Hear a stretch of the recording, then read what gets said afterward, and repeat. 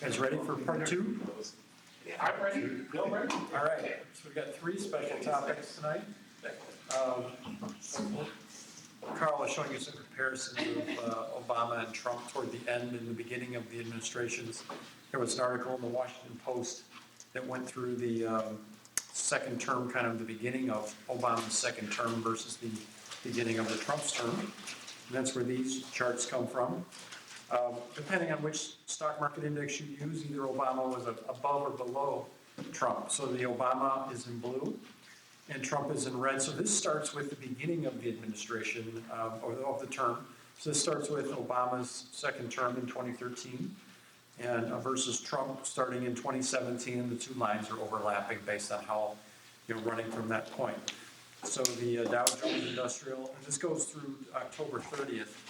So the Dow Jones Industrial Average was up 37.2% under Trump as of October 30th from the time that he was inaugurated, and versus 29.4 for Obama, so it was up a little more, and then that flips for the S&P 500.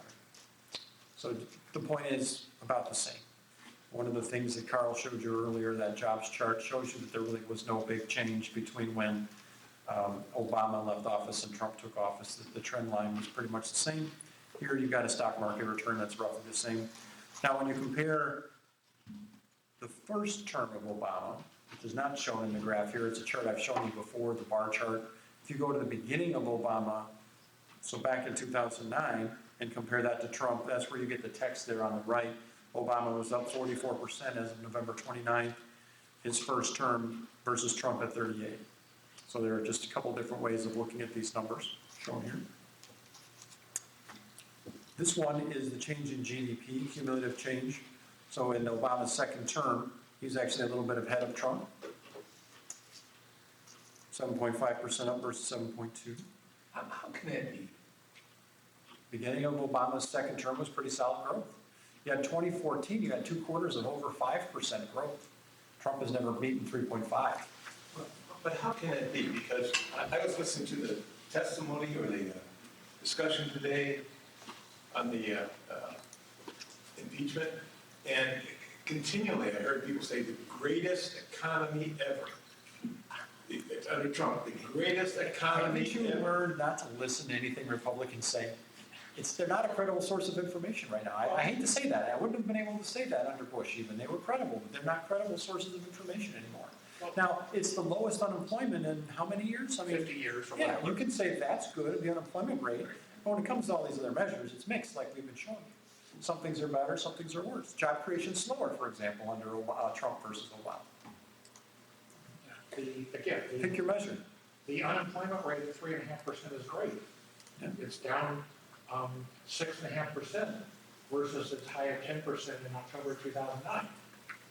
In that 6.5% drop, 5.3 was under Obama, 1.2 was under Trump. That's the football field. But right? So it should get tougher the lower that gets, though, right? yeah, A little, yeah. We would hope that we're getting to that limit where how much lower than 3.5 can we go? You have to go way back to like the 1950s for a 2.5% unemployment was the lowest ever. And I don't know if that's even doable again, but we shall see. But here in GDP, from starting in 2013 versus Trump starting in 2017, Obama was in the lead. And that goes through the October 30th. And here's another one, the change in employment. Now you would expect, overall, here's Obama ahead in his second term versus where Trump was in his first term. Yes. Actually, in response to that question, I think this data does show that claim might be true, but it's a question of what the claim is about. Right. Which measure are we talking? Because if these are changes of employment, these are in both cases, we've had employment going up. Yeah. And now we have a cumulative long span of employment going up, so we've got a really good employment. Yes, we do. The gross domestic product, it's been growing. You know, we could debate which term, whose terms had the best growth, but it's been cumulatively, the gross domestic product is probably as high as it's ever been. And you can make that claim under every president. It matters to rent seekers. Well, you can, I hear you. but you can make that claim under every president. Meaning, Oh, yeah, you can. So- And you need to make a meaningful claim if you're going to say it's the best economy ever. It's do like, politicians always make meaningful claims of They either should. party? I'm just saying, well, yeah, don't do false equivalence. Now the Democrats are fact-based for the most part. Okay. The press used to do a better job of fact-checking false or exaggerated claims. And it used to matter, meaning the Washington Post keeps track of Trump's lies. Have you guys seen this? And what's the latest number? Is it that high now? Yeah. Yeah, I remember when it was like 13,000 something. I mean, he lies continuously, so it's not a case of he's just not a credible source of information, which is why I say that. I wouldn't use them as a credible, Republicans in Are they general as a counting credible tweets, source. baloney tweets, did that count? I mean, there was one stream of 90 tweets in 3 hours in the last. Was that recent? I heard he was on a tweeter fest, or he just went nuts the last couple of 90 in just a few hours, and he complained about being busy. busy tweeting. Well, he was very upset that Greta Thunberg, is that her name, Thunberg? She won the Time Person of the Year, and he's Jealousy's a bitch. So, She should go to a movie with a friend. and here's another one, the unemployment rate fell more under Obama in his second term than it has so far under Trump. To your point, we're getting close to that theoretical limit, one would think, of how much lower can unemployment go. But just a point to say that, Trump has been this enormously positive influence on the economy and things were bad and now they're suddenly good, it's a lie. That's just not the case.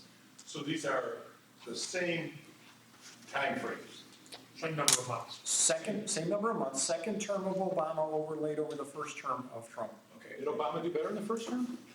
What's that? Did Obama do even better in the first term? I doubt it. Obama's first term was probably not wonderful to brag about because of the depression. Well, the unemployment rate went up and then down. It But got worse for a I while. think overall it was down in his first term. But That makes sense. I wouldn't want to be bragging about that. That was mainly a recovery first term. One thing though that did go up faster in Obama's first term was the stock market. Much, as I mentioned. Okay, and then last one on this comparison is the national debt has gone up quite a bit more under Trump, 15% up versus Obama in his second term. So, a mixed set of statistics. In many cases, Obama looking better than Trump. Obama's second term looking better than Trump's first term. So let's talk healthcare. A couple slides there. You guys all know this story, which is that since 1970, back in 1970 and all the way through about 1980, our healthcare costs as a percent of GDP weren't all that different from France, that green line. You see where I drew that vertical dotted line, how they're about the same? That's about 1980, 81. But then things have changed since then. The U.S. continued to accelerate upward, and other countries sort of flattened out or just maintained a pretty low rate of increase. We're at 17% of GDP spending on healthcare. That's not just the government, that's the economy-wide. And just remember the math, if you're trying to convert that to a number, 1% of GDP is $200 billion. So 17% of GDP is about $3.4 trillion. To be where France and Germany are at 11% of GDP, that would be spending $2.2 trillion. And then to be all the way down to the OECD average, which is mostly Europe, you're at 1.8. So we're not going to go through all of this today, but just to give you an example, you're hearing a lot about Medicare for All, getting rid of the insurance company overhead. Estimates place that somewhere between 300 and 500 billion a year of costs that we spend. It's too much that we spend. In other words, if we had a more efficient arrangement like Canada or the UK that have much simpler administrative overhead, we'd be able to save 300 to 500 billion a year. That's the estimate range. So if you look at this, you say, all right, how far does that get us from 3.4 to 2.2? If that's a $1.2 trillion gap and you're trying to talk about 300 to 500 billion of it, you're looking at a third of the way.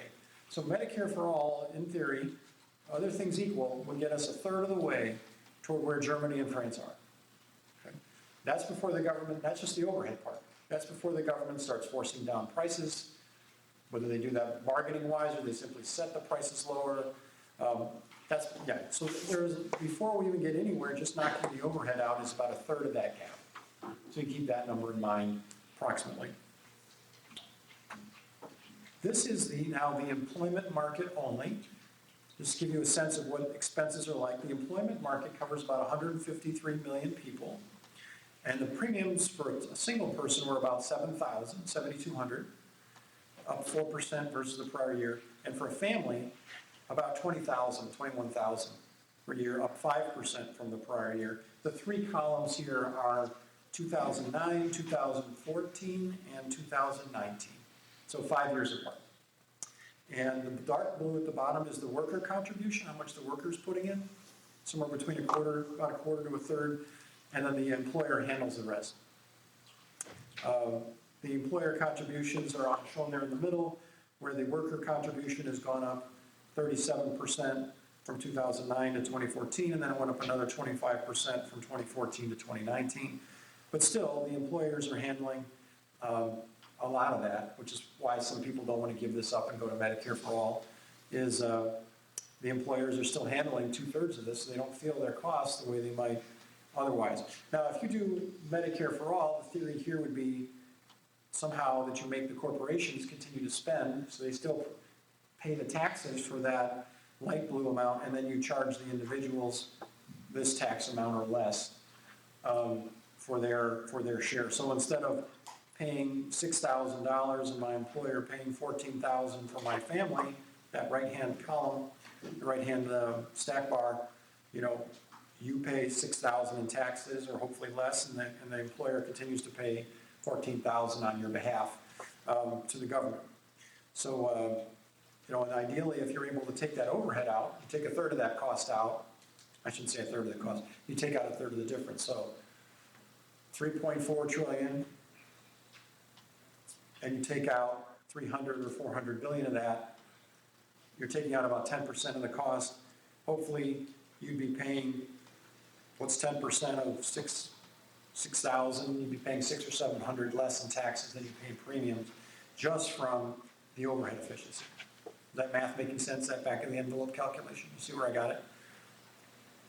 If you take out, let's use a round number, 340 billion, that's 10% of 3.4 trillion, right? Again, I said that range of overhead that you could take out by going to Medicare for All is somewhere between 300 and 500 billion. So let's use 340 for a round number, gives us 10%. 10% reduction in cost. And you apply that here, instead of paying 6,000 in premiums for my family, I'd be paying 10% less, I'd be paying 5,400. On in the taxes. previous chart, it looks like we were once comparable to those countries. What accounts for us having that significantly different slope, and why did we start out? Yeah. It's It's a really good question. I don't have all that here for you, but I would say this, and you're going to hear this That's difference. back in the, It's in the 80s. yeah. It split up about 1980, we really started diverging. I can't tell you all the details. I don't know them all. I would say that you're going to look at several things. Governments have more power in these other places to force down prices. They have more control over the industries that they have. In the US, we spend a lot more on specialists. We spend a lot more for a given unit of care. So we might spend $1,000 for an MRI that's $300 in France. That's, to a great extent, is the government forcing down those prices in other countries. Question or comment? Actually, I can tell you a little bit about what started the trend. Go for it. And some of what happened during the 70s into the 80s. Go. Up to the 90s, and that is Yeah. essentially the ERISA legislation that had a big impact on the healthcare marketplace. Started allowing for-profit health plans, for-profit endeavors in the healthcare industry. That's part of what started that trend. It's not all of it, but it is part of it. Sure. And then when you get into the 90s, you see some of the increases in things like prescription costs. Some of the controls that were part of Medicare were relaxed during that period, and that's what accelerated that trend. So the government had more bargaining power, and then that was It restricted. essentially gave up part of its bargaining power Yeah. in order to, when the Medicare was revised in the late 1990s, or whatever that date is, like Sure. 2002, Sure. 2003, where you see that big jump. A lot of it had to do with the sort of the forfeiture of the bargaining power of the pharmaceutical companies in order to get that. I don't know much about ERISA. I'll look it up. I'm curious. But the first jump had to do with ERISA. I mean, when you look at why our costs are a lot more, you see the overhead issue, you see the government with weaker bargaining position issue, you see costs per unit of service are much higher. We don't necessarily use much more service than other countries, meaning it isn't that we go to the doctor 10 times and other people go 5. It's not that. It's that every time you go to the doctor, it's a lot more expensive. We also use a lot more specialists in the US versus other places. They tend to get their health care from, like your normal doctor you go to doesn't just, our guys will always send you to a specialist, which costs a lot more. They'll handle it there, sometimes with the first primary care provider. Yep. So on the healthcare expenditures, is this good or bad? Yeah, it's honestly, On the chart that you showed, the one that had the, right there, there's a $7,000 increase over 10 years. I doubt family incomes increased 50%. So a greater portion of the family income is, a large portion now is going to medical costs. Oh, yeah. But yet, when I was looking over the BLS, we had a fairly sizable increase over the last few months of medical workers, people in the medical field. Okay. So, And we showed this chart earlier that shows that the healthcare costs have grown faster than income. And they've slowed a little of late, but not, actually, I should say, I have to go back to the actual data, but they started slowing in the early 2000s all the way through the mid, and then lately, it looks like the last year was up about 5%, which is a pretty big jump. So, when you hear about Medicare for all, there's the overhead removal issue, but the key issue is how much bargaining power you give the government to push down prices. And that's not without costs and complexity as well, because when the government forces down prices or sets a price ceiling, we could probably show you the curves on that, but what eventually happens is you get shortages.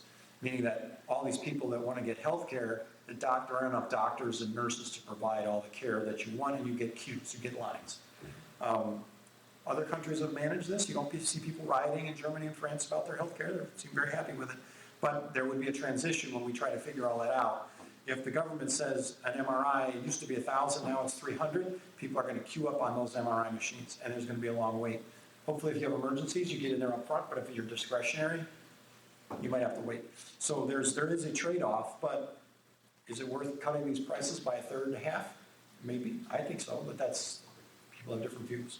or at least it's worth looking at, and you might be able to get bipartisan support on it, whatever it was back in the late 70s and early 80s that put us in such a good, what did we change? Could we go back to that? Sometimes it's easier to say, hey, we tried this, it worked. Sure, let's go back, and no one is allowed to use any drugs that have been invented since the 70s or 80s. Yeah.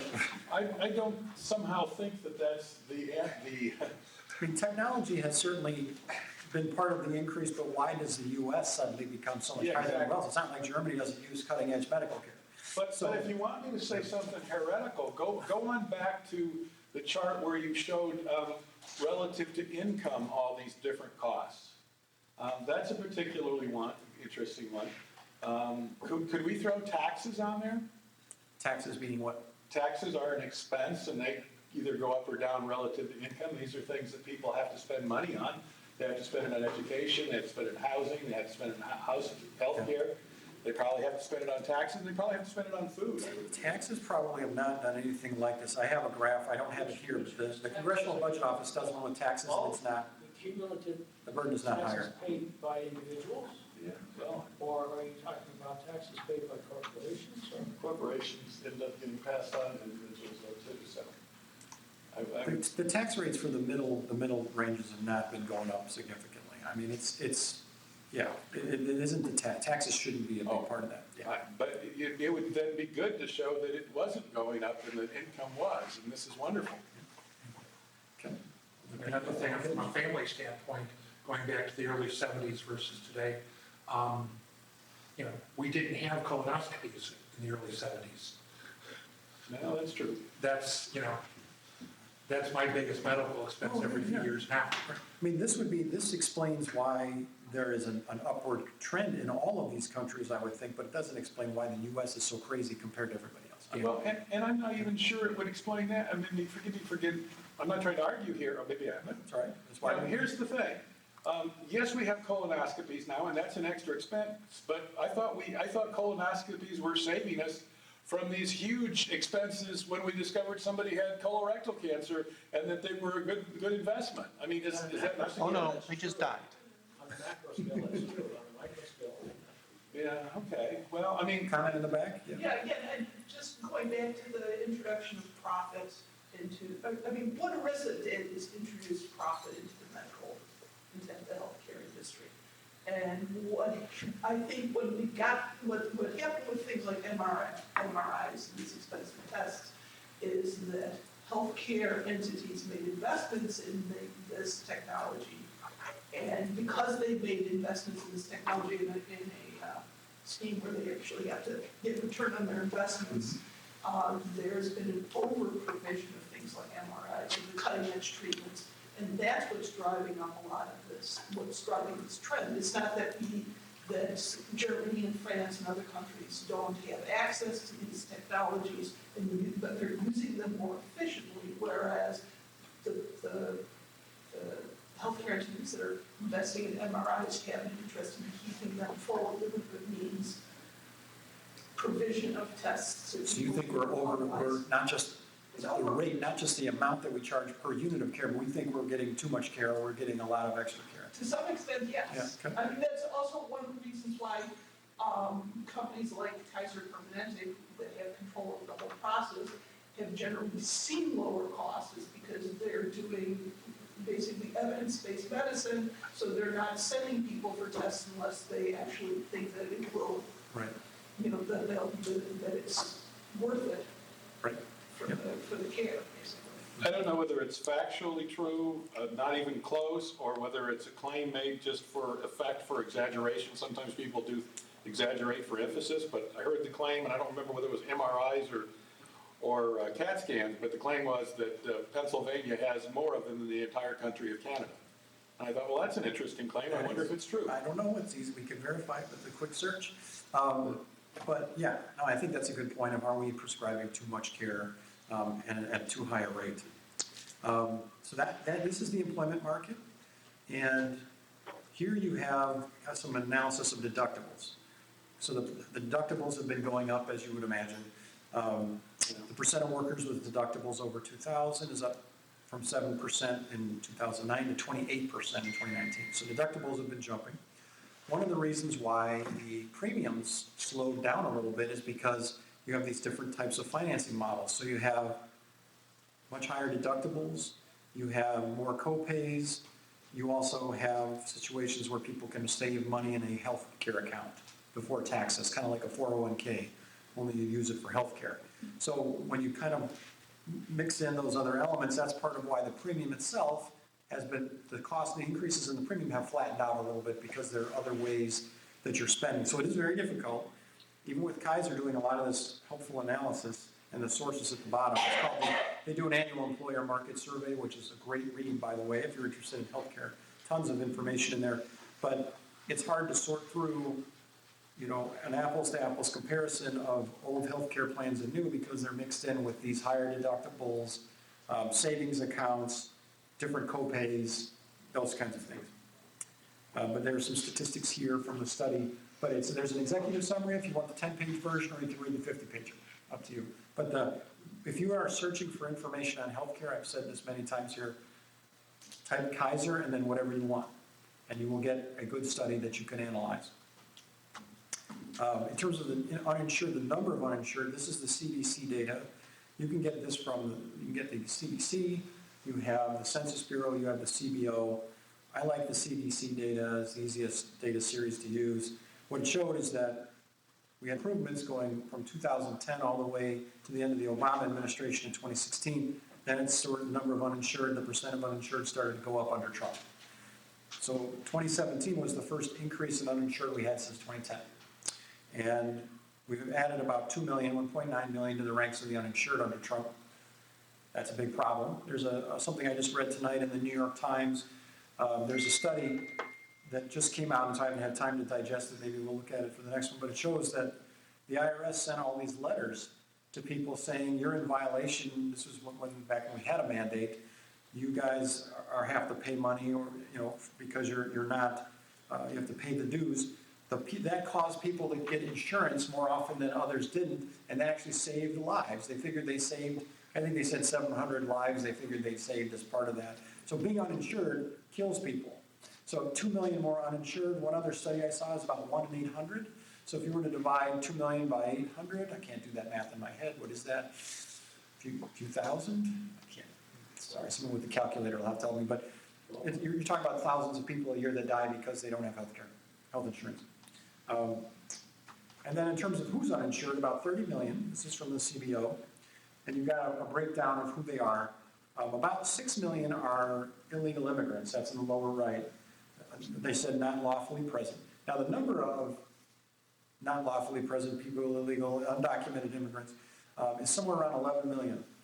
So that, what this says is about half of those people have found health insurance one way or the other, either because they have fake identification or some other method, or they just pay it out of pocket somehow. 6 million do not. So when you hear sometimes people arguing, are we going to give health insurance to all 30 million of the uninsured? They have to decide, are you going to also cover the 6 million that are undocumented or not? To me, 6 million people in a country of 330 million is a rounding error, but to some people, particularly conservatives, it's a big deal. But the reasons are all indicated here. They were in the upper right corner, the eligible for subsidies through the exchanges, but they didn't do it. Either they weren't aware, they just want to spend any money. A lot of people that probably in that bucket don't realize that you can get insurance for about $200 a month under the Affordable Care Act after subsidies. They don't realize that. So there's people often are eligible for a program, they don't know it or they don't apply for it. And then the other reasons, I don't think I have a footnote on this here about the other reasons, but so I'm not going to say anything about it. But generally, it's not able to pay. A person that does not feel that they can afford health insurance and they're willing to roll the dice. And that's unfortunate, but that's what we have. 30 million people were the only, I don't say the only, but we're one of the very few, if not the only country that doesn't cover all its people, at least among the developed countries. All right, any questions on that before we proceed to inequality? Dave, I'm just going to comment because Keith has been doing tabling at the library for ACA enrollment. And he's been doing this every year. Good. Since it started. And it's, there's no advertising. People don't know. It's the 15th is the last day. They keep cutting how long the enrollment is. We used to have the navigators and the people that would help them. All of that stuff's been cut out. Yep. And it's, Trump has worked hard to sabotage the ACA, and you can get a list. If you go to the New York Times, ACA sabotage, you'll get lists of all the things that he's done to damage the program, and it's taken 2 million people have either lost their insurance or, in some cases, some of them, I've never seen a breakdown of it, but the 2 million increase, like some of them are young people that are just choosing now because they don't have a mandate, they're just not going to do it, but they're not all young people. A lot of them are people that should have that care and need that care. Everybody should have insurance. I mean, once upon a time, the Heritage Foundation, conservative think tank, that wrote something very much like the ACA and proposed that in the 80s and the 90s, they called those people freeloaders. Like if you were a Republican that didn't want to be covered, you were an un-American freeloader. Now it's like, hey, it's like a badge of honor to be dumb and not be covered or something. But back then it was freeloading. It was bad. Yeah. The 6 million not lawfully present, essentially, that population, I worked at Kaiser Permanente for a number of years. Okay. This study, this was from about 1999 to 2007, so this is before the ACA. Yeah. One of the programs that they were piloting was there, and I worked on some of the analysis of it, was something called CHIP 2. And CHIP 2 was targeted to children who were here without proper documentation. Okay, yeah. And one of the premises, one of the theories that we had, based on lots of evidence over decades and decades and decades, is that immigrant populations tend to be younger than the population as a whole, and by and large healthier than the population as a whole. So when we did the estimates of the cost, and then later compared the reality to our estimates, we were actually spot on. In fact, with the exception of, we had one outlier of somebody who needed a kidney transplant. If we took that one child out of it, we actually just eclipsed our expectations in terms of the cost, the lower cost of the program. So when you look at that and think about what it would actually cost to insure the uninsured through a program like the ACA, it's actually less than what you would get just looking at all the other, just thinking about that 6 Right. million noise that you were talking about. It's a population that would cost less to Right, insure. that makes sense, right? Some governmental units are going ahead and insuring the undocumented immigrants. In Cook County, County Care covers, which was started actually the year before the ACA. I think it started in 2013. Okay. And it, poor people in Cook County, including undocumented immigrants, could sign up for county care. I think their thinking was, we're seeing all these people in our emergency rooms at a high cost, and it's not going to cost much more to treat them and provide them insurance and treat them at doctor's offices. Right, right. I mean, we have a country of 330 million. To insure 6 million people is not, I mean, I think California is starting to do that in terms of insuring the undocumented immigrants. The counter argument to that is, if we start to insure undocumented immigrants, is that going to cause us to be a magnet for people with Right. health issues? you know, encourage more people to come. And too, we found that not to be the case. And if people are going to be attracted to healthcare coverage or to crossing the border for healthcare coverage, it would be a problem that shows up in California first, and we did not see it. Okay. It'd probably be going the other way. We would be illegally going to Mexico to get health care.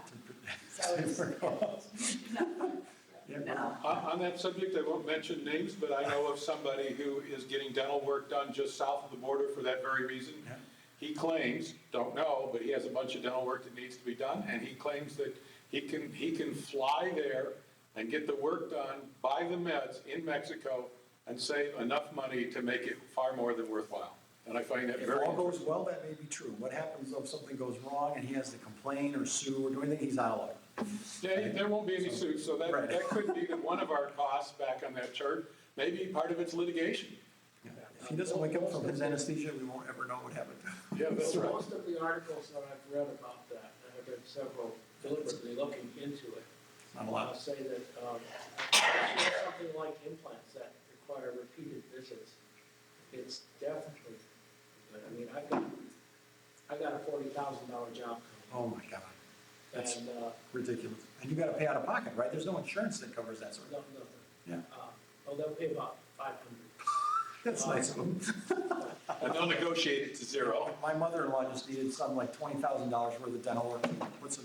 What do they call screws in so you can put dental? Yeah, pieces in? inserts, well, that's what implants. I have a 10-tooth bridge in the front that's wearing out.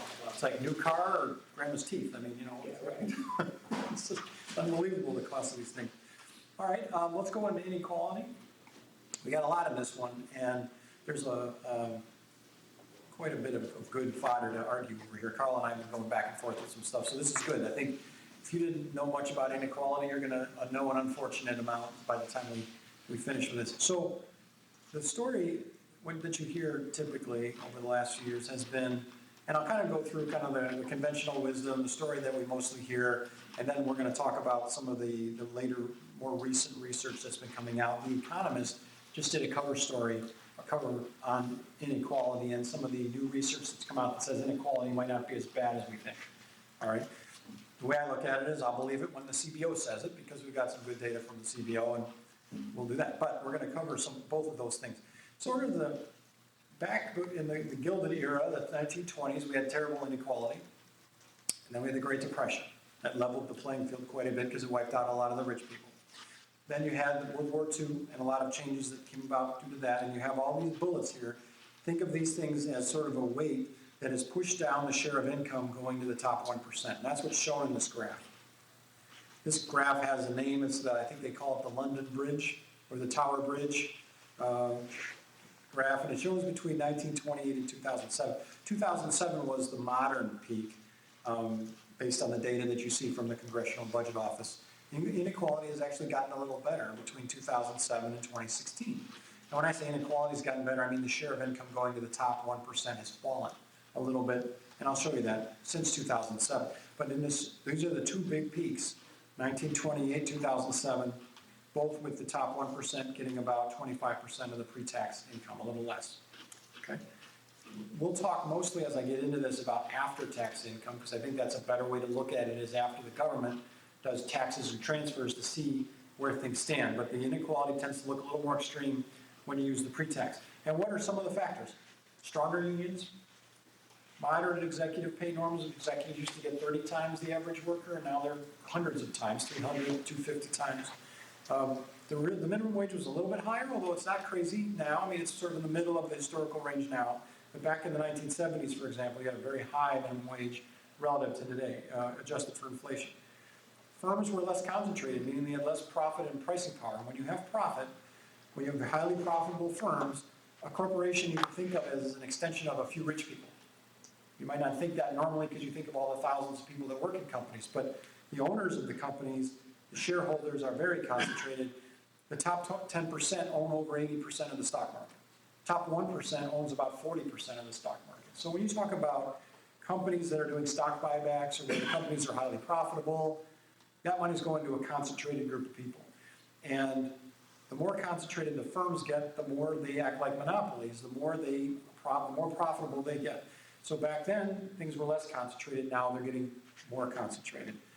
Also, financial industry tends to be also another example of concentrated, highly paid industry.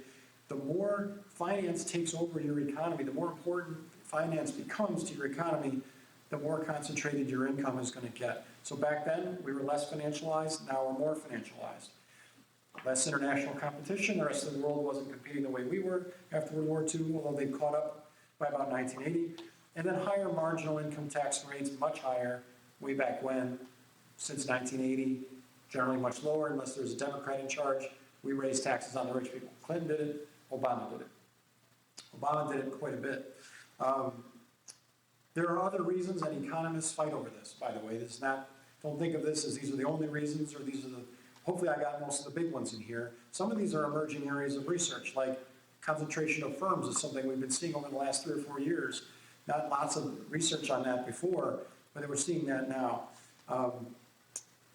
So here are kind of a list of the consequences of inequality. Why does it matter? Well, because you'll hear the conservatives saying either the numbers are not getting worse, the numbers are wrong, or inequality doesn't really matter, or it's about inequality of opportunity, not inequality of result. Also a BS argument. Yep, go ahead. So you're presenting inequality in terms of income, not in terms of Wealth. I'll show you a couple of slides on wealth, but mostly we're going to talk income. when you listen to Bernie or Elizabeth Warren on the debates, they talk about the assets or the. Right. Well, they want to do wealth taxes. And I can assure you that when you see how bad income inequality is, wealth inequality is much worse. Yes. And for example, I use that as an example here. This says the share of income going to the top 1% is alternated between these peaks, but it got as bad as 25%, okay? The share of wealth that the top 1% owns is about 40%. So it's way worse than this. And it only got down to about 25%. I mean, the top 1% have always had 25% or better of the wealth. Now, at least in the modern era, they're up more like 40. So everything I say here about inequality, it's worse with wealth. So here's some consequences. Go ahead. I mean, you'd expect it to be worse because if you're wealthy, you don't need to spend as much of your income on living. On living. You can save it, yeah. You have more to invest. It's pretty obvious. You'd expect it to be. Yeah. So slower growth because rich people tend to spend less than poor people do. You give money to a poor person, they spend it, that drives GDP. You give money to a rich person, they'll buy stock or they'll buy art, in theory, to use a simplistic example. Studies have shown that the worse your income inequality is, the more likely you are to be stuck in your bracket that you're born in. Sort of, if you're a bottom 10% family where you're born, you're more likely to end up there in a society that is highly unequal. All right? The more you flatten the playing field, the more mobile things get. This blows up that argument that conservatives make that it's about, income inequality doesn't matter. What matters is income mobility, your ability to sort of pull yourself up by your bootstraps. The worse the inequality is, the lower your chances of that. Okay? Higher poverty rates, obviously, there's more income above the poverty line, and it moves up even further. Greater usage of household debt. People want to maintain a certain living standard, if they're not getting the income that they would have been getting otherwise, they may borrow the money to do that. That may have been a contributing factor to the housing bubble in 2008. Some people have argued that this 2007 peak here is, and also the Great Depression are not coincidences. That the Great Recession of 2008 and the Great Depression in the late 20s are very much driven by income inequality. It's very hard, I find, to draw that line directly, but they are saying that as part of the condition, it creates a certain situation in the society where it is vulnerable to that sort of a thing. Political polarization, because the wealthy can buy their own media, Fox News. In some cases, though, the media is liberal, meaning billionaires also own Washington Post. So, but in general, you see the wealthy using that to influence political parties. They own the Republican Party, and a lot of people would argue that they own the Democrats to some extent. But you also see the Democrats arguing for tax hikes on the rich and implementing them. You don't see that from Republicans. So it's not, don't fall for that false equivalence. Yeah. At point two, how do we know which is the cause and which is the effect? That's a good question. I am not a statistician good enough to tell you that that's the way it works. I can tell you that that is what professional economists are saying. It has a name. It's called the Great Gatsby Curve. If you want to look it up, that's what it's called. It's the Great Gatsby Curve, and it shows that the more unequal the society, the worse their income mobility is. And it's international studies of different parts of the world. There's a article at the bottom here that I recommend everybody read. It's by Chairman Kruger, former Council of Economics Chair Kruger, who also committed suicide, I think last year or 2 years ago, and killed himself. Allegedly, and I'm not going to go into conspiracy theories here, but he passed away. He did a very interesting presentation and study on this subject that I think a lot of this is derived from, and it's very well researched. I'd recommend it if you're interested in the subject. Now, what does this mean, though, dollars and cents for a typical family? And this is the stuff that the media never covers and really is annoying. If you restate 2016 income, and I'm using 16 because that's the last CBO year. If you recast the income of 2016 at the much more equal 1979 distribution, typical family in the middle class would be getting about $20,000 more a year before taxes and about $4,400 after taxes. Okay? So if someone says, I don't care, why should I care about inequality, blah, blah, blah, blah, blah, it's all theory to me, I'd say, well, you want 20 grand before taxes? And would you like 4,400 after taxes? That's what it matters if you're in the middle class. To me, that's a lot of money.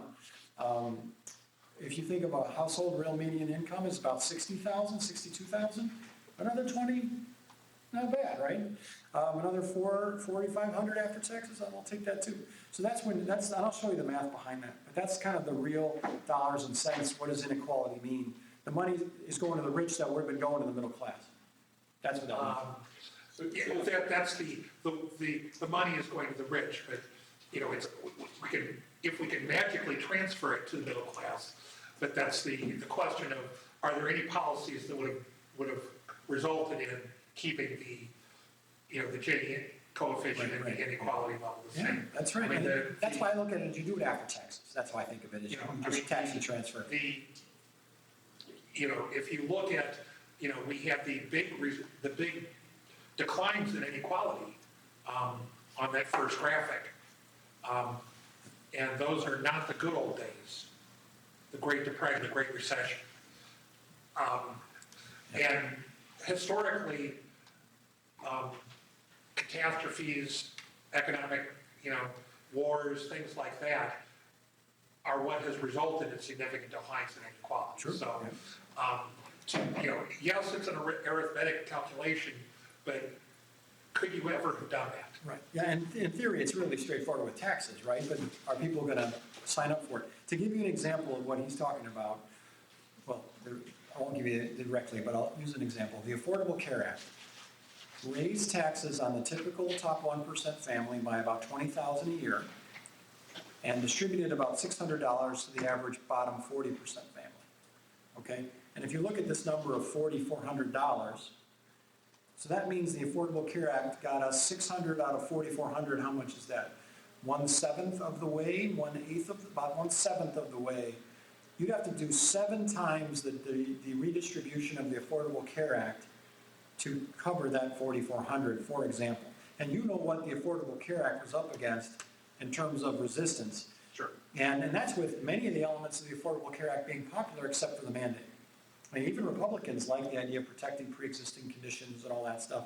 There's a lot of them. I mean, if you take the individual elements of the Affordable Care Act, they are extremely popular, even with both parties, believe it or not, except for the mandate, which is universally reviled. Less so by Democrats, but it's too bad. I mean, we all like free stuff, don't we? But sometimes you gotta pay. But, that was there's a stick that goes with the carrot. But just to give you the scale of it, the ACA was $600 a year for the bottom 40% families. This is $4,400 pretty much for, I'm talking about the middle class here, but still. It gives you a sense of the size of the redistribution involved, 6 or 7 times the Affordable Care Act to level this playing field. Yep.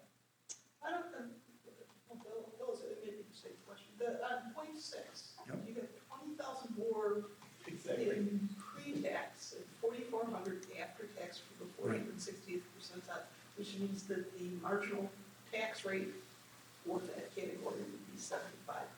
Right. Okay, the way to think about that's right, and that's how I think about that too. It's like, well, wait a minute, if I got 20,000, wouldn't I get 12 or 13,000 more after taxes, right? The reason is the distribution is much more even after taxes than it is before. So when you do these numbers independently, you're looking at 2 different distributions. And so you can't do the kind of normal math of 20,000 times, you keep about 2/3 of your paycheck. If you're getting $100 in your paycheck, you'll take home 65, roughly. Right. You can't do that math here. You have to pick one or the other. Yeah, but something told me that it's the way that particular bullet point is worded. It's very Yes. confusing, yes. Yeah. It's one or the other. If you can do the math on either side. If you do it pre-tax, it's 20,000. You do it after tax, it's 4,400. I'll take the pre-tax at 20,000 and then hope that the tax rate isn't 75. Right. But you're right. I'm glad you noticed that because that is true. That's the way to think about it. Is that the 2 distributions are just very different. But I still think there's something squishy about It may be easier just to, when I do this in the future, is just take one of them out. Right. Just show one of them. Show the average line. Yeah, I would just show the after tax as a more honest number for this purpose. But we're smart people, you can explain it to us. Well, you guys are here. I mean, I can, but, if you're gonna share this kind of a slide with somebody, then you can say, well, maybe I'll take that text out, okay? And that's one thing we always say. You guys are armed with way better information than almost anybody on economics by the time you get done with one of these sessions. You might not believe that, but you are. I mean, where are you gonna find this kind of stuff concentrated like this? Where else do you see it? You don't. I mean, I look at the Wells Fargo information that comes out every week. I'm on their newsletter, so I get their economic overviews. You don't get this kind of analytical context at all. And sometimes if we miss, like if we do, like you guys spotted, like this 20 doesn't look right relative to the 4,400, we fix it. Take one of those out. Have the 2 of you thought of getting together and doing a newsletter?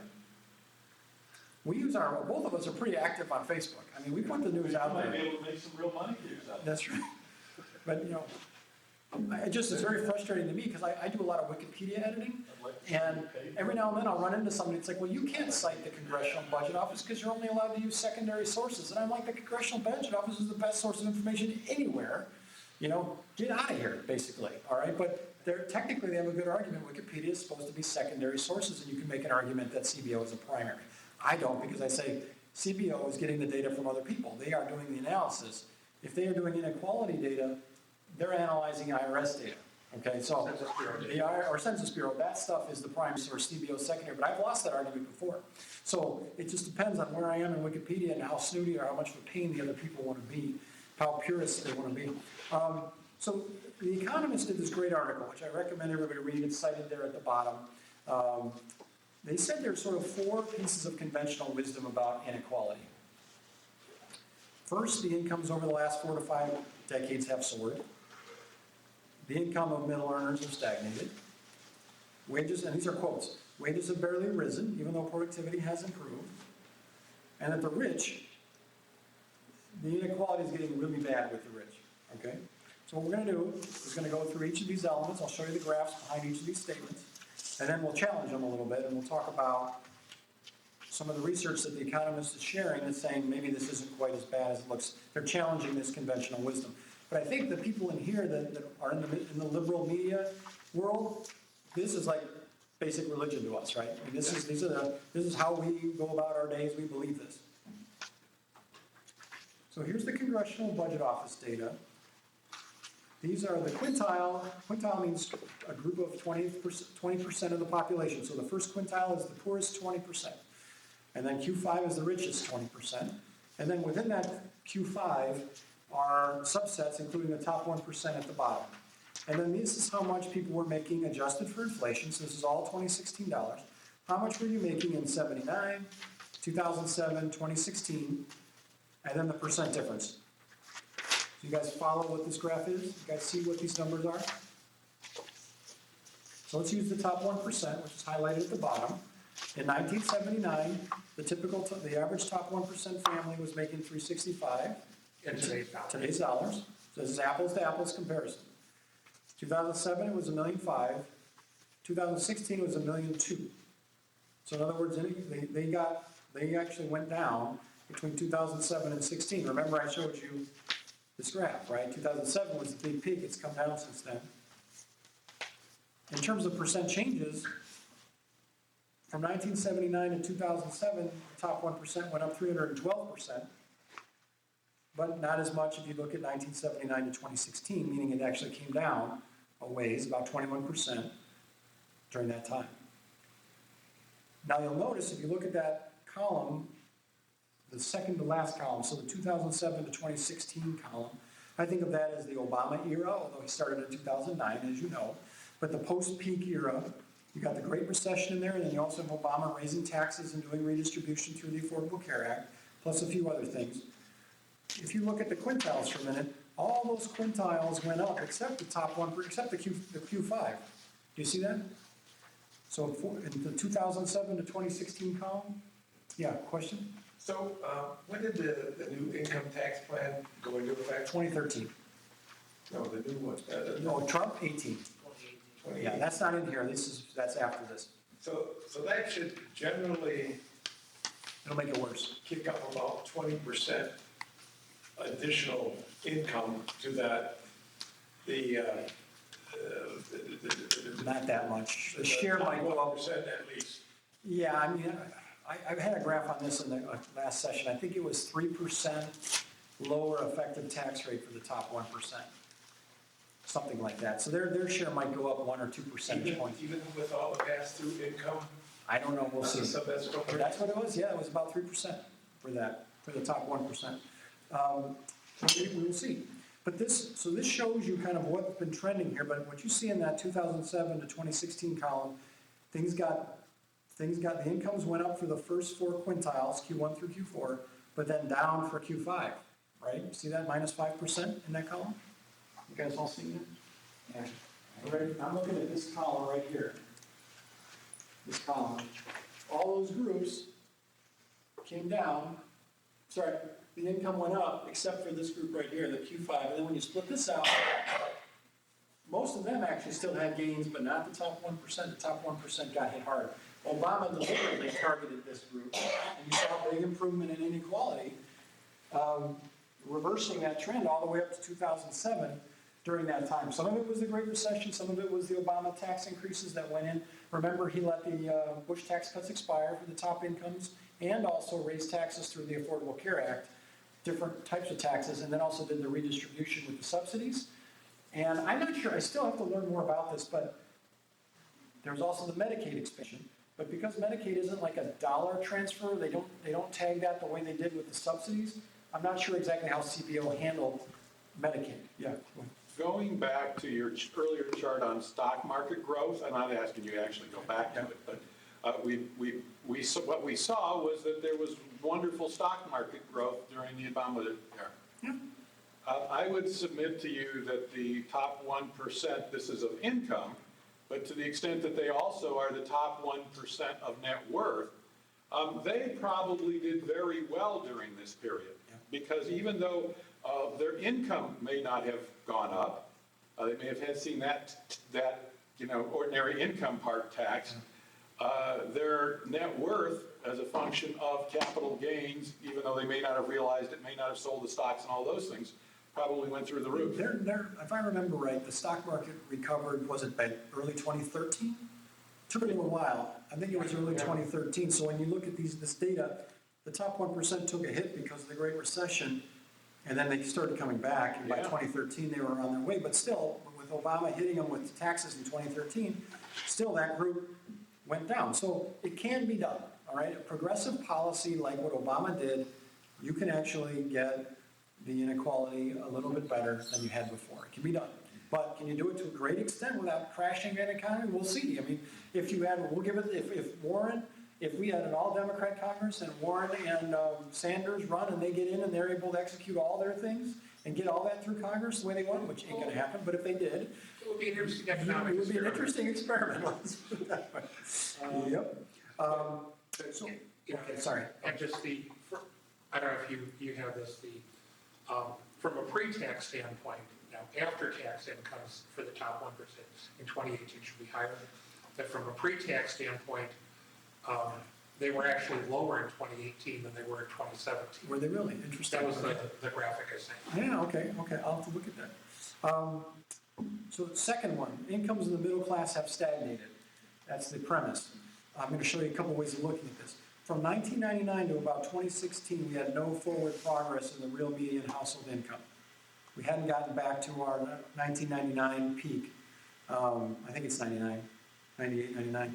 And that's why I drew that horizontal line there. You didn't get back to that level until 2016. So almost 20 years of pretty much flat real median income or down in the households. Yep.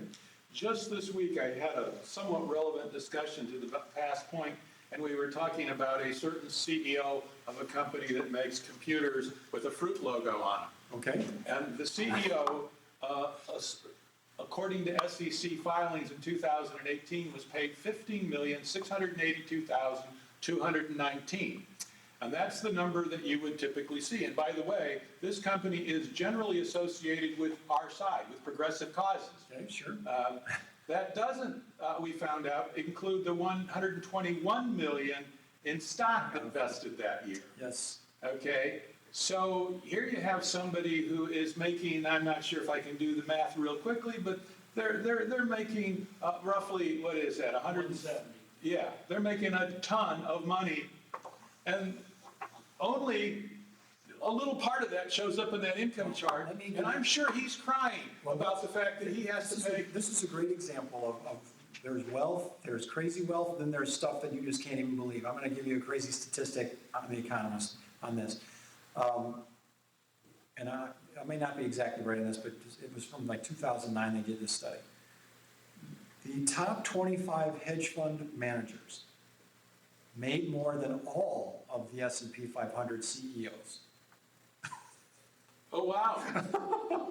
So, let me say that again. The top 25 hedge fund managers made more than all the Fortune 500 CEOs. So you think, there's the average worker, and then Yeah. there's the ridiculously high amount of pay that the CEO gets, then there's a hedge fund manager who's through the roof crazy compared to them. So that's where you get this crazy 0.01, the 1% to the 0.01 to the 0.001. I mean, it's just crazy steep. They're starting at 10 figures.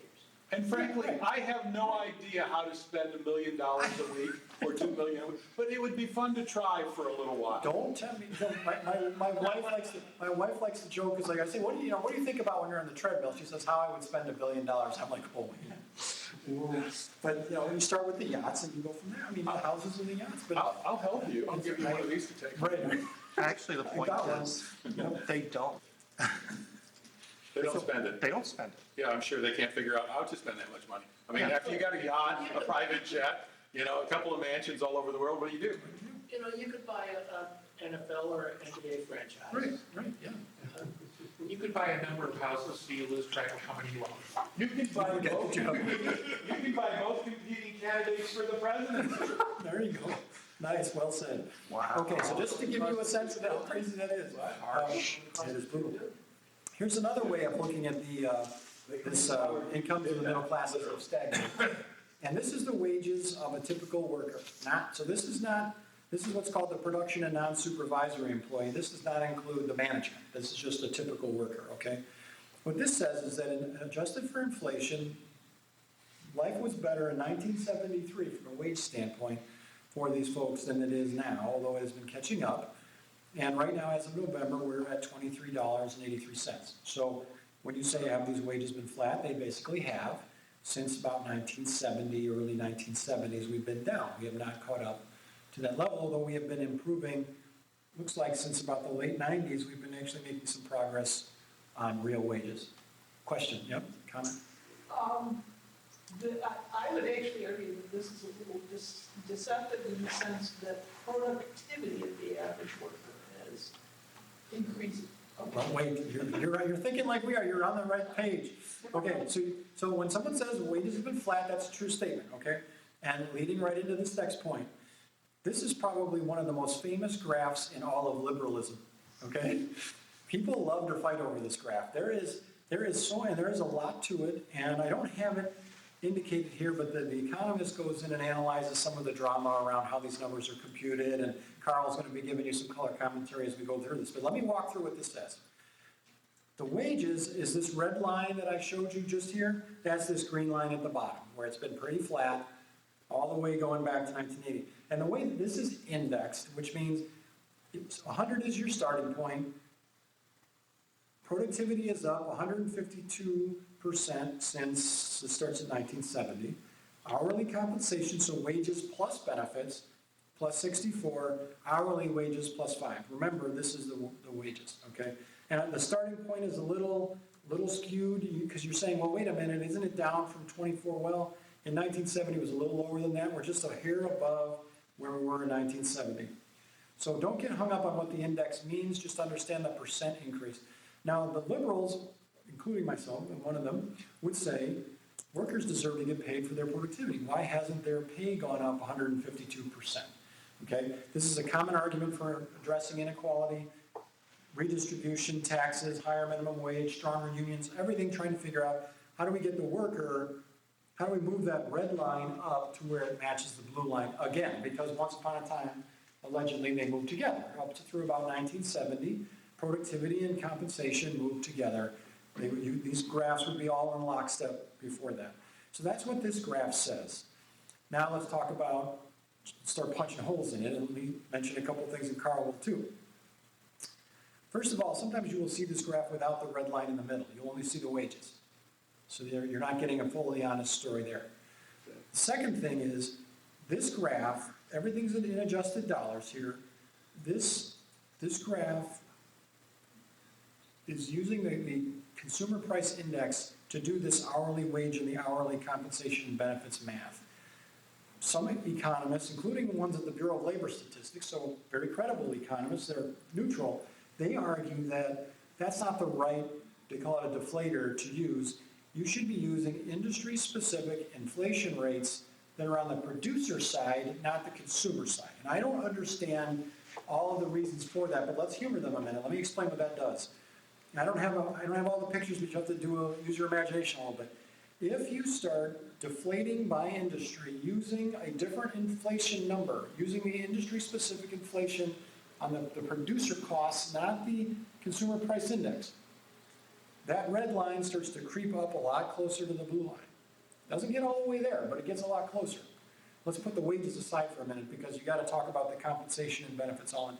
That red line goes all the way up, but it doesn't go and catch up all the way to the blue line. It's still going to be a little bit short, and some industries a ways short. Almost all industries have a gap like this. This thing actually has a name. It's the productivity compensation gap is actually the technical term of this graph.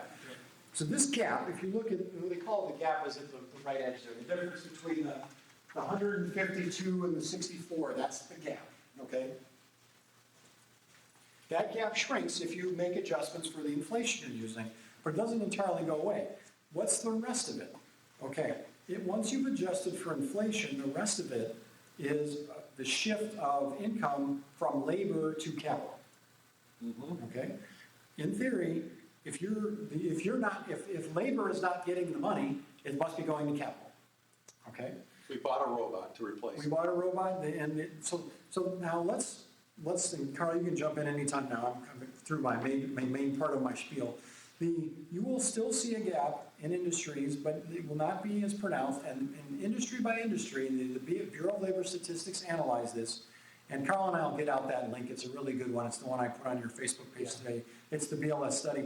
It gives you some examples of kind of by industry, how much of that productivity compensation gap is because of a shift of income from labor to capital, and how much of it is because of this inflation adjustment.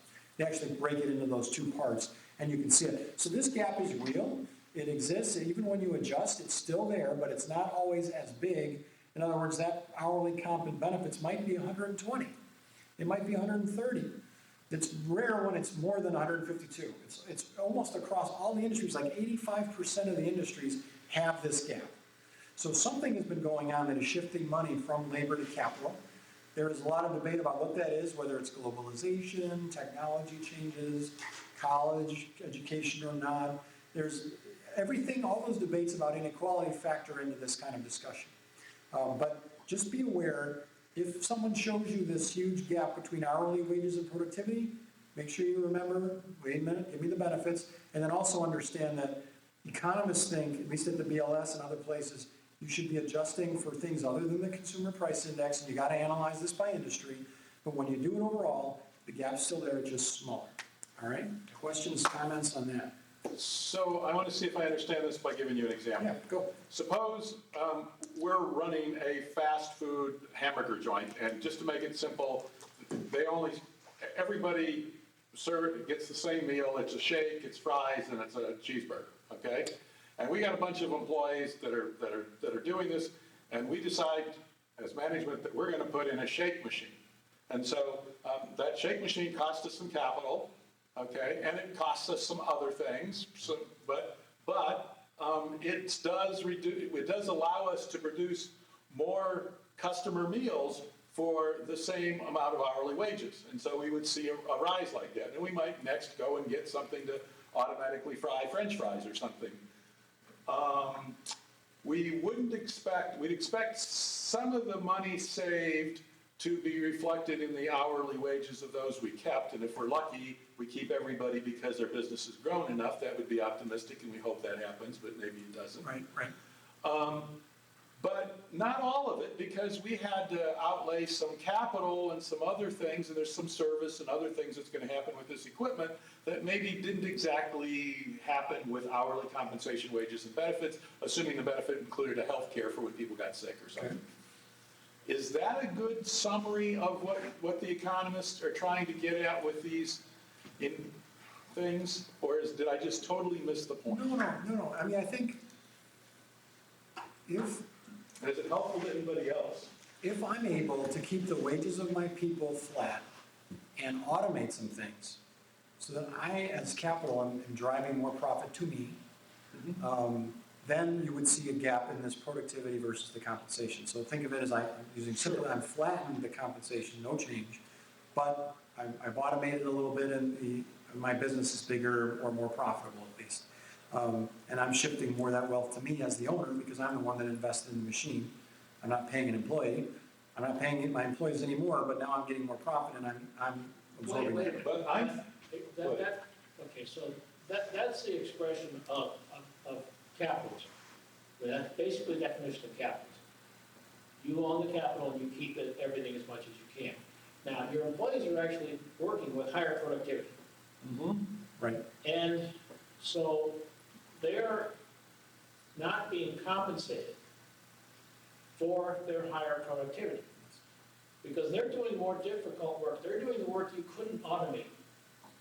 Okay? So you basically push them up the productivity scale, but without compensating them.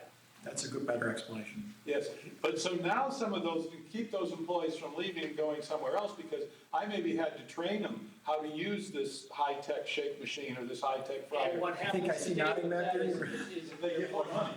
No, today they're put on a non-compete. If you go to work for McDonald's, you can't work for Burger King for a year. No, I've heard some of that out there, that I haven't studied that, but running across headlines like that, and crazy for even the lower, what we used to call lower skilled labor with these agreements now, And clauses. states are starting to make those illegal. Good. It's It's kind of crazy. worse though, I can tell you this from experience, that, for instance, they are not legal in California, but they're also basically, there's very little enforcement. My son just, a couple of years ago, took a year off. He was working for a hedge fund and decided to go to another one. And they decided to enforce the non-compete, but because he had moved to New York, they didn't want to fight it because it's marginally illegal in New York. And they paid him for a year. I actually ran into a situation like this and consulted an employment attorney, and even though non-compete, I had a non-compete clause. It was signed in California with the California company, which made it illegal, but I was told by an employment lawyer that there are lots of cases where California companies will send out cease and desist letters anyway, simply to affect the ability of their former employees to compete Wow. effectively. And the problem is the McDonald's worker can't afford to consult an attorney to, I mean, that's just yet another reason for it. But let me just mention this, then I'll call on you, Bill. To this kind of discussion we've been having over here, the more competitive the labor market gets, the lower that unemployment gets, that employee has a better chance to leave and go someplace else. That forces the wages to go up, and it starts to shift some of this money. Instead of that red line starts getting closer to the blue line.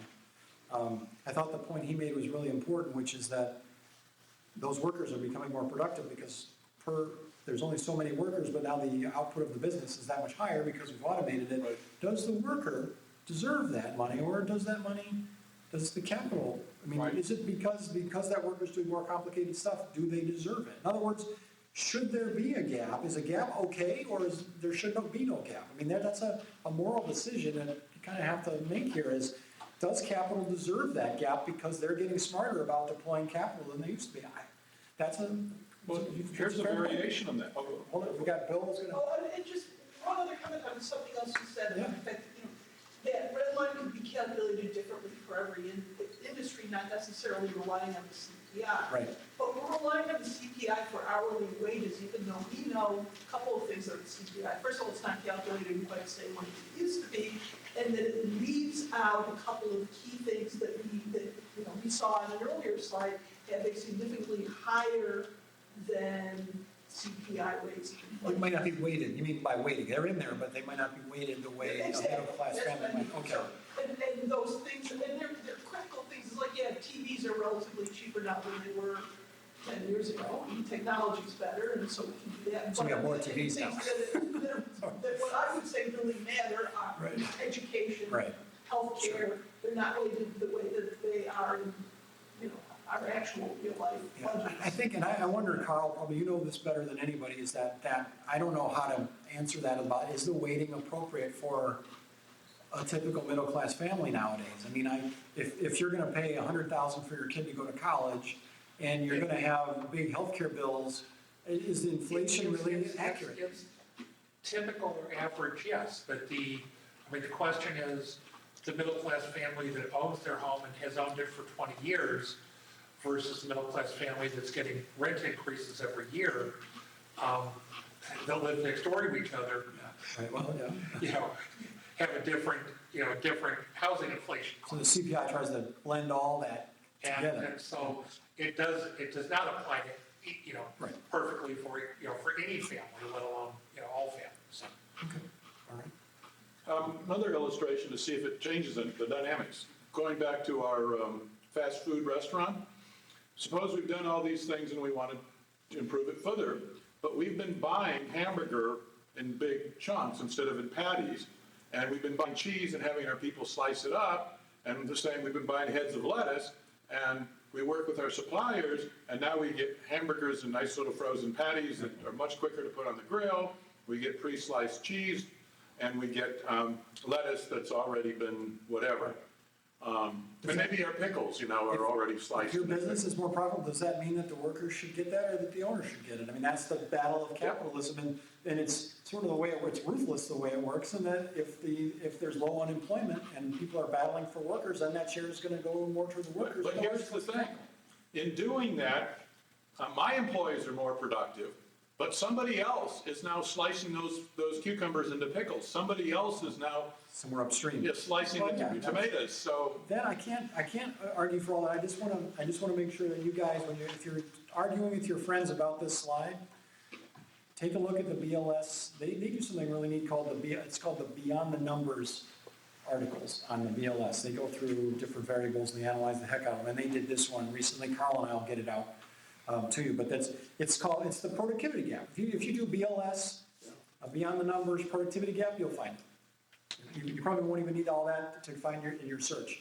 BLS, Beyond the Numbers, productivity gap, you're going to get there. We can put these articles in. We'll send it out. An email. Yeah. I saw the link to your article, the CBO, I started to look at it, it was longer than I had the 5 minutes to deal with it. But the article that I had posted was a nice short 29-page article. So, Oh yeah, I didn't get to that one. it talked about going back a slide, the workers that are getting picked up here, doesn't include all the 1099 workers that are self-employed that, tend to be higher paid to a certain extent, Okay. the attorneys and things like that. And so This is payroll people, Right. not the 1099. and so when they include, what that 29-page report talked about was that if you look at average productivity and average compensation, they've continued to move together since 1973. But That's biased upward by the higher earning people. yeah, Okay. and a lot of comparisons are between average productivity and median incomes, and the argument that's in the article is that the average productivity has gone up more than the median productivity. Okay. Well, okay. what you're really kind of getting to is the difference between income and wage, which Yeah. was alluded to earlier. Yeah. And I really think we're missing something and by using wage. Because what we really have is a war on wages, where the max and the average incomes are going up. The median is the red line. Yeah. And I saw a chart the other day that I've been looking for. Again, I let it get away from me, but it showed that the numbers of people in lower income jobs, lower paying jobs, is expanding rapidly. And so basically the problem is of inequality is being accentuated, but it's being disguised because the max is going up so fast. Okay. You're hiding it with an average statistic and not a median statistic. Right. I don't know, but when I look at your last graphic here, I question that.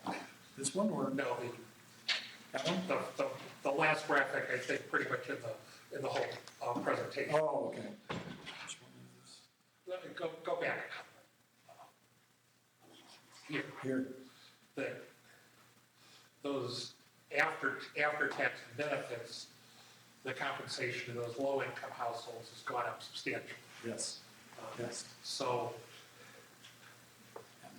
So, go ahead. it's so when we talk about these low-income people, or the low-income compensation things are going up. I mean, I guess it's these graphics. If it is, I'm wondering how much of it is coming through things like EITC. Well, even on the Wages aren't moving. Well, even on the left-hand side, you see that wages are up 33%, and 85% after taxes and benefits. Adjusted for inflation. So these are pretty, I mean, yeah.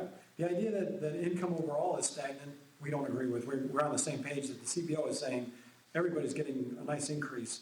But when you look at wages individually by themselves, you see a flat line like that. When you look at compensation, meaning wages and benefits, you do see an increase, like here.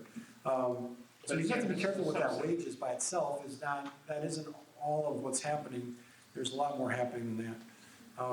So let me go through it. We don't have a lot of time, so let me just pick a couple of these from in here. Let's walk through what they are, so you at least know that.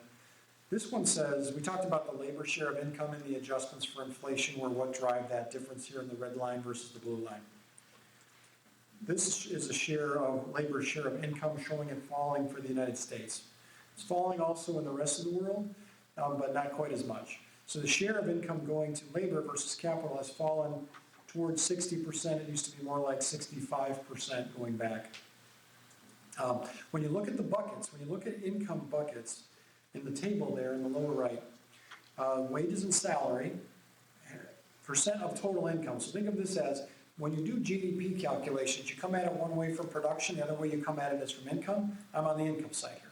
So wages, benefits, transfers, these are the totals. These are, when you look horizontally, wages and salary have fallen, but benefits have gone up slightly. Transfers have gone up a lot, and the total is about the same. What's the transfer? Transfer is Medicaid, yeah. income tax credit. Okay. Okay. So you're seeing what's been dropping in the wages and salary, the benefits have been pretty flat, and the transfers are going up quite a bit. ACA premiums. This is labor out of our whole economy, right? Yes. So is the size of our labor pool shrinking or growing from 1970 to 2015? This is out of the total, meaning that 77 or 76, the remainder is capital. Right, but what I'm saying is, if the percentage of our pool here that is laborers has gone down because of automation No, or getting other it's- jobs, no, I mean, okay. then that would cause some This is the effect. size of their slice of the pie. There. This pie's getting way bigger. I mean, the GDP and incomes have grown enormously between 1970 and this one, our chart goes. So we have labor, we have what else? Capital. We have capital. Labor's share is shrinking. Doesn't Okay. mean that the Oh, share I- is shrinking. It's not the dollar amount, it's the share. Okay. Yep. So but it just shows you kind of within that share, where is it going? The wages and salary, it's really, you're seeing a shift to transfers to make up for that flattening in the wages and salary. I get what you're saying. The government is having to make up for it. Okay? Which is a good thing. You know, we're progressives, we want to see that. If the incomes are falling, we want to see that being made up in some way, but ideally, we wouldn't have to do as much. The wages would be there. Questions in the back and Bill too? Yeah, I just wanted to point out, I came from a manufacturing background, had a number of plants. And when I finally got out of that, we were probably 2 to 3 years into the automation as best we could with robotics. And at that time, we had a union plant. We figured that for every 2.5 workers that we could replace, we could invest $1 million. We didn't do it to raise their wages, because what we were doing was we were investing those monies in the most complex and the most costly areas, basically welding, metal bending, paint, etc. We put big monies into that, eliminated that. That increased our productivity and it lowered our average wage rate. Yeah. And that was the whole goal, not just Right. my company in Indiana and the one in That's capitalism. Texas or California. That's capitalism. That was all the associations that we were in. And that's where government comes in and says, all right, to the extent that we let capitalism do what you just said and hit the workers, we're going to raise the taxes on capital and transfer that money so the workers don't essentially overthrow the country. So that's what's happening here. That's why the transfers are going up, is that they have to make up for it. So of all the different segments, in the manufacturing segment, that is the one that now for 20-some years has continued that, and that is probably why we see these graphs and these charts. There you go. And I don't think it's going to change. Yeah. And also, that takes away bargaining power of workers when capital can just put those machines in without restrictions or tax, being hit with any kind of penalty for getting rid of workers. But I think one of the points Bill's trying to make is he didn't scrap the low-wage worker. He scrapped the skilled worker, Okay. We eliminated it. right? The car manufacturer replaced the welders with the welding robot. Right, right. That's a skilled job. Uh-huh. The guys that moved the product and back and forth Still on there. highways, we kept those. Yeah, Right. you have a question or comment? So, going back to the wages, and wages plus benefits, obviously the benefit that's probably driving that increase in gap is healthcare. And if you Right, flip yeah. back to the transfers, the inflation of, movement from 11% in 79 to 17% in 2019 is probably very much driven by Medicaid expansion and ACA subsidies. If you could pick out the role of increasing healthcare costs out of that, how much of that? I don't know, but I believe that is a significant part of the transfers. I would Yeah. agree with that. That makes sense. I was surprised that the benefits didn't go up more, like from only 10% to 11 as a share. I was a little surprised by that. I figured that would have been higher, but it wasn't. I don't know if I've got the outlying years that I've picked have a sort of maybe there's something more going on in those 2 years or all. I didn't see a trend. I have to analyze a little more to see if there's a trend in there, but the benefits all in the transfers was where the action was. Now here's the wealth inequality slide. I always use this set of statistics over here on the right. U.S. net worth was $113 trillion. So when you hear that the national debt is $23 trillion, I would not panic. That is a function of how willing we are to tax. So don't panic about our $23 trillion national debt. The money's there. The top 1% have 40% of it. If you were to split that money evenly, every household would have $880,000. But the median household is only $100,000. So there's Bernie Sanders telling you, hey, would you like the 880 or do you like 100 better? Okay? And you're hearing a lot of panic in the Fox News group going, whoa, we can't have that. Capitalists are not going to want to give up that money. But Bernie is a playing field leveler guy. And so this last bullet I need to learn more about is how are these different wealth estimates using this idea, and Carl brought it up, of if lower wage people have Social Security and Medicare, is that like having $1 million? Because that's if you take the present value of that benefit, it's very significant. How do you reflect that in here? I'm not sure. I have not researched it enough yet. The short answer is it's not reflected in all of these, Okay. which is why you say, the bottom 50% have, zero net assets. And if you That's were, good benefits, yeah. if you were to include these, Right. the answer is a lot more. That's a than great zero. idea. I'm going to be looking for ways of trying to level that out. And I was at I think it was at a University of Chicago seminar on pensions and dealing with pensions at the state level about a month ago, and somebody just threw out that number that the present value of the Medicare and Social Security at retirement is like $1 million. So I don't know how these were smart people, but Oh, yeah, sure. Sounds reasonable. But that calculation obviously depends on what you think the interest rate is. Yeah, at today's rate, it might be quite a few million. But 50,000 a year for 20 years is $1 million without even doing any kind of calculation. That's not crazy. I mean, that's between Social Security and any of your medical bills. That's for a retired person.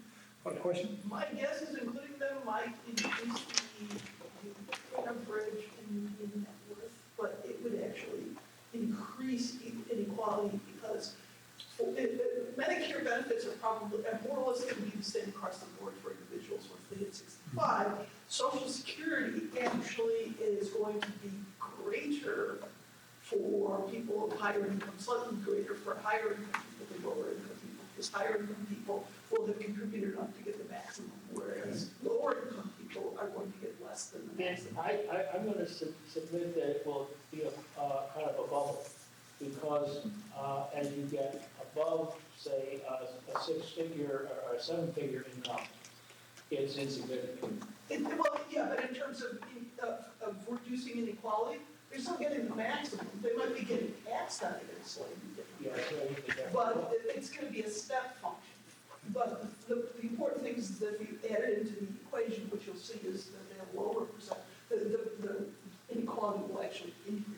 The one thing I saw the other day that was interesting in that regard is that you've got to remember that the one of the pieces of net worth that people include is the 401K. Well, if you have zero net worth up to, say, halfway up the economy, or halfway up the population, that means you have zero in your 401K. That's your only retirement savings typically in the U.S. So that says that half the country has zero retirement savings.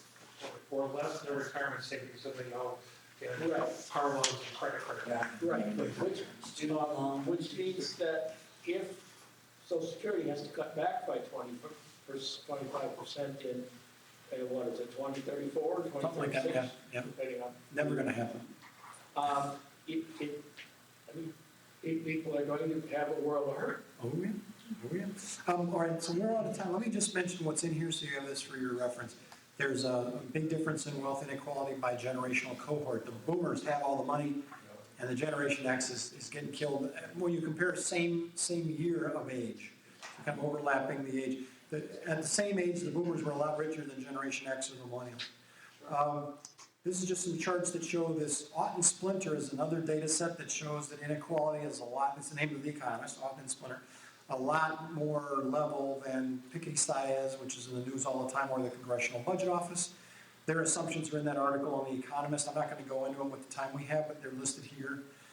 Carl kind of covered this chart, which is a CBO chart that shows that regardless of the quintile that you're in, you've seen some major increases in real terms over the last, since 1980. But still, the share is going more toward that 1%. It's just that all the buckets, the pie is expanding. It's just the share, the slice that's going to the 1% is getting bigger, but everybody's slice is getting bigger. There is the definitions of income, and then the data that I use to do. This is the share of income going to the top 1%, which improved. So these are percentages. It improved from 2007 to 2016 because of that Great Recession and the Obama policies. And then this is just the middle class, how they look, the middle 20th percentile between the 40th and 60th percentile. So the middle 40, the middle class. And that's where the math comes from to do that 20,000 number, the 4,400. You can see the computation here. And then here's a chart. I put this out on Facebook yesterday, but you guys can cut and paste this chart and send it to all your friends that are Trump fans. And they're saying, I love Trump because of all the wonderful things he's doing for the economy. These are 7 bullets that basically say either Obama was doing as well or better, or that the trends that were already present under Obama have continued. They sort of deflate the Trump's an economic savior narrative. They're all here. A lot of these bullets have slides dedicated to them.